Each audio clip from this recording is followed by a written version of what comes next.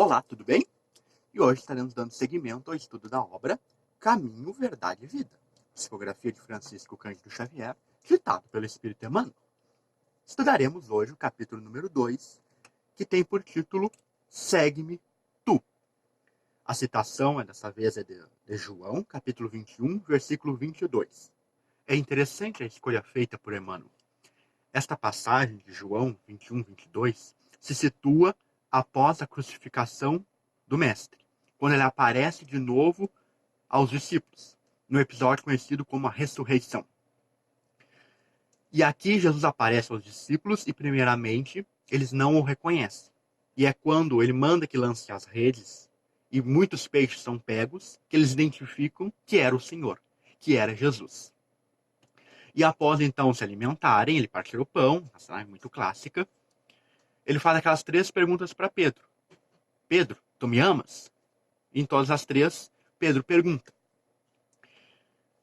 E aí, no decorrer do diálogo, dá a entender que Pedro passaria pelo suplício. Mas então surge a questão de João.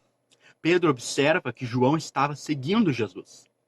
E ele entendeu que teria um suplício na cruz como destino final. E ele olha para João, que era considerado o discípulo que Jesus amava, e pergunta, mas e esse? O que será dele? E é então que Jesus dá o seguinte ensinamento. Disse-lhe Jesus, se eu quero que ele fique até que eu venha, que te importa a ti? Segue-me tu. E é sobre esse versículo que Emmanuel irá dissertar. E aqui nós já vemos o tom que terá esse capítulo. Ainda falando e abordando a lei do trabalho, aqui Emmanuel abordará a nossa relação com os outros.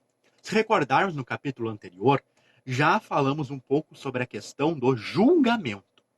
E aqui será ainda mais abordado. Então ele explica. Nas comunidades de trabalho cristão, muitas vezes observamos companheiros altamente preocupados com a tarefa conferida a outros irmãos de luta. E realmente é assim na vida. Há realmente uma tentação de cuidar o que os outros estão fazendo. Se estão fazendo certo ou errado. Se está direitinho ou se está fazendo mal feito. Se seguiu as regrinhas ou não seguiu. E por aí vai. Isso vale tanto para as coisas dentro de casa e vale também muitas vezes para o trabalho no centro espírita. Quantas vezes estamos preocupados com os outros, fazendo vigilância, fazendo muitas vezes um serviço policial que certas vezes se assemelha a uma verdadeira KGB, uma polícia secreta para ficar controlando os outros, menos a si mesmo. É justo examinar, entretanto, como se levaria o mundo se cada homem cuidasse de sua parte nos deveres comuns, com perfeição e sinceridade. Alguns de nossos amigos foi convidado para obrigações diferentes? Confortemo-lo com a legítima compreensão. E aqui Emmanuel começa a nos mostrar os meios de lidar com os outros quando se está falando da lei do trabalho, no sentido de que estamos aqui para progredir.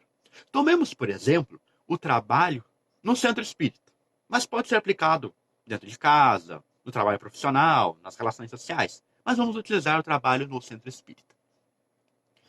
Muitas vezes, podemos ter a mesma função, digamos na área da mediunidade.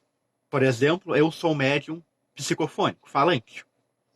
E a dona Mariazinha é médium psicógrafo. E eu fico de olho na mediunidade dela. Mas os serviços são diferentes. Eu não preciso ficar ali vigiando a dona Mariazinha, os textos que ela recebe mediunicamente. Ao contrário, Emmanuel recomenda que tenhamos a legítima compreensão, que a tarefa é diferente e que não estamos ali para ficar de bituca, cuidando, porque a primeira consequência disso é a fofoca. Não é falarmos para a pessoa que achamos que está errado, que não é bem assim. É falarmos para os outros, pelas costas, baixinho, nos corredores, de forma quase sibilosa, mística. Um segredo para ser guardado a 7 chaves. E isso acaba prejudicando o trabalho, criando desarmonias, desconfianças, desavenças. O mesmo dentro de casa. Quantas vezes falamos mal do pai, da mãe, do filho, do irmão, da sogra, quem quer que seja, pelas costas, criticando, julgando, zombando, menosprezando, sem nunca muitas vezes referirmos diretamente à pessoa. Às vezes surge um deles modificado ao nosso olhar. Há cooperadores que o acusam. Muitos o consideram portador de perigosas tentações, movimentos e comentários e julgamentos à pressa. Quem penetrará, porém, o campo das causas? Estaríamos na elevada condição daquele que pode analisar um acontecimento através de todos os ângulos? Talvez o que pareça queda ou defecção pode constituir novas resoluções de Jesus relativamente à redenção do amigo que parece agora distante. E estas colocações do Espírito Emmanuel são muito propícias. Porque nós vemos muitas vezes um momento, um ato, um instante. E a partir daí, firmamos um julgamento. Não conseguimos olhar o passado nem o futuro. Não sabemos as causas, as motivações, a história daquela pessoa. Quais foram as circunstâncias, os fatores que levaram a agir de tal ou de tal modo que, ao nosso olhar, nos desagrada. Na vida dos grandes médiuns, conhecidos dos brasileiros, podemos dizer que isso aconteceu. Chico Xavier, por exemplo, foi muitíssimo criticado durante sua vida. Foi criticado ao se publicar a obra Nosso Lar, foi criticado muitas vezes por não se manifestar politicamente, por aí vai. Divaldo Pereira Franco também sofreu o mesmo tipo de crítica. Quando começou a surgir as obras ditadas pelo espírito Manuel Filomeno de Miranda, Divaldo recebeu críticas de que ele plagiava André Luiz. E, no entanto, ao observarmos a obra mediúnica de Manuel Filomeno de Miranda, embora tenha uma estrutura narrativa semelhante, a abordagem, a forma, são bastante diferentes daquela de André Luiz. E assim, principalmente, para aquelas ações que nos desagradam. Porque temos que lembrar que nós somos espíritos imperfeitos. E as nossas imperfeições se manifestam nas relações humanas. Muitas vezes é um dia estressante, muitas vezes é uma vacilação na fé, muitas vezes é a falta de esperança que surge, muitas vezes é a influência infeliz de espíritos menos esclarecidos que aceitamos, e por aí vai. Não se pode julgar as pessoas apenas por esses instantes. É necessário olharmos o passado e o futuro, porque julgar por um instante é a atitude dos espíritos obsessores. Um espírito que quer se vingar e que para isso inicia um processo obsessivo, o faz pensando num único momento. Fulano me fez isso. Foi lá no dia 10 de março de 1570, às 10 da manhã, quando ele estava com uma cueca furada na bunda. É só aquele instante, é só aquele momento. Não se olha o passado. Não se pensa na trajetória da pessoa, nas suas escolhas, nas suas dificuldades, nos seus atenuantes, e nem o que ela fez depois disso. Porque depois daquele momento em que julgamos, e que ela talvez até possa estar errada, ela pode ter mudado. Pode ter tomado novas decisões, novas escolhas, começado a acertar no bem. O bom pastor permanece vigilante. Prometeu que das ovelhas que o Pai lhe confiou, nenhuma se perderá. E aqui está um grande ensinamento. Quem cabe vigiar o trabalho? Somos nós? Não. É Jesus. Ele é o pastor. Ele que está cuidando das ovelhas. Muitas vezes a questão de criticar, de apontar, de julgar, nós estamos querendo tomar o lugar do mestre, expressando as nossas opiniões individuais e limitadas. Jesus sempre sabe o que está acontecendo. Ele, com a bênção de Deus nosso Pai, distribuiu as tarefas. sabe quem está cumprindo e quem não está cumprindo. Não cabe a nós, então, ficar querendo policiar, vigiar, no sentido de controlar, de dominar. Esse é o trabalho de Jesus e não o nosso. Convém, desse modo, atendermos com perfeição aos deveres que nos foram deferidos. Cada qual necessita conhecer as obrigações que lhes são próprias. E aqui está um grande ponto. Se estamos cuidando o que os outros estão fazendo, está certo, está errado, se é assim, se deve ser daquele outro jeito, se isso, se aquilo, muitas vezes estamos deixando os nossos deveres e obrigações de lado. Não estamos fazendo a nossa parte. Porque o tempo que gastamos cuidando dos outros, das suas atitudes, julgando, fazendo fofoca, é o tempo que gastamos, que desperdiçamos, em vez de estarmos fazendo o nosso trabalho. E ele finaliza. Nesse padrão de conhecimento e atitude, há sempre muito trabalho nobre a realizar. Seu irmão parece desviado aos teus olhos mortais. Faz o possível por ouvir as palavras de Jesus ao pescador de Cafarnaum. Que te importa a ti? Segue-me tu. E assim o espírito humano encerra as suas considerações.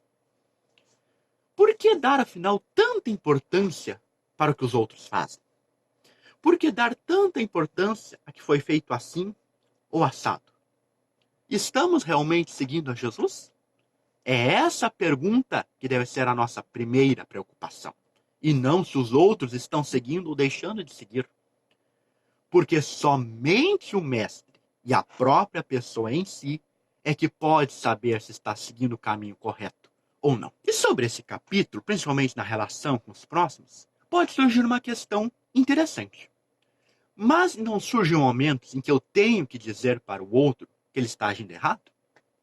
Que eu tenho que, talvez, como dirigente espírita, como chefe de família, como pai, como mãe, como chefe ou líder no trabalho, que eu tenho que dizer para outra pessoa que ela está fazendo errado? Interessante questão, né? E Allan Kardec foi quem se preocupou e perguntou aos espíritos superiores o que fazer. E está na obra O Evangelho segundo o Espiritismo, capítulo número 10, Bem-aventurados os que são misericordiosos, a partir do número 19. Ele traça a seguinte pergunta: ninguém sendo perfeito, segue-se que ninguém tem o direito de repreender o próximo? É exatamente a questão que estamos levantando. A resposta é a seguinte: seguramente não. Uma vez que cada um de vós deve trabalhar para o progresso de todos, e sobretudo daqueles cuja tutela vos está confiada. Mas é uma razão de eu fazer com moderação, com um fim útil, e não como se faz geralmente, pelo prazer de denegrir. Neste último caso, a censura é uma maldade. No primeiro, é um dever que a caridade manda cumprir com todas as reservas possíveis. E ainda a censura que se lança sobre os outros, ao mesmo tempo, deve dirigi-la a si mesmo, a se perguntar se não a terá merecido. São Luís, Paris, 1860. Vejamos então que, pela resposta do Espírito São Luís, há sim momentos em que a posição em que ocupamos pode exigir que repreendamos o outro, ou seja, que digamos que ele está errado. A questão é a forma como isso é feito. Se é com prazer, se é com usando as vantagens de estar numa posição momentaneamente superior, ou se realmente é com um fim útil. E mais que isso, se aquilo que vamos repreender também não serve para nós. Nesses casos, quando se toma essa atitude correta, que tem um objetivo útil, é possível repreender os outros. Mas é mesmo assim uma situação delicada, que tem que ser meditada, não deve ser tomada muitas vezes sozinho, tem que ser compartilhada, pedida a opinião dos demais, para que realmente seja com um fim útil e não com outros objetivos. Por isso, na questão da lei do trabalho, nas relações que temos uns com os outros, é necessário sabermos aceitá-los e seguir o Mestre, que é a recomendação dada por Jesus a Pedro. Não te importa com o outro. Segue-me tu. Deixa o outro cumprir o trabalho dele. Faz a tua parte. Caso a nossa parte exija alguma forma de repreensão, de chamada de atenção, que a façamos com um fim útil. Tu já teve uma vez nessa situação de ter que repreender alguém e ficou na dúvida se fazia ou não, ou como fazia? Comenta aqui embaixo. Vou querer saber que tipo de situação foi essa. Você ainda não é inscrito aqui no canal? Clica aqui no botãozinho de se inscrever e ativa as notificações para receber todos os vídeos e continuarmos estudando a obra Caminho, Verdade e Vida e outros livros que brevemente estaremos resenhando. Não deixe de dar o like aqui embaixo. E assim ficamos por hoje. Te vejo na próxima semana para continuarmos lendo e comentando. Até a próxima!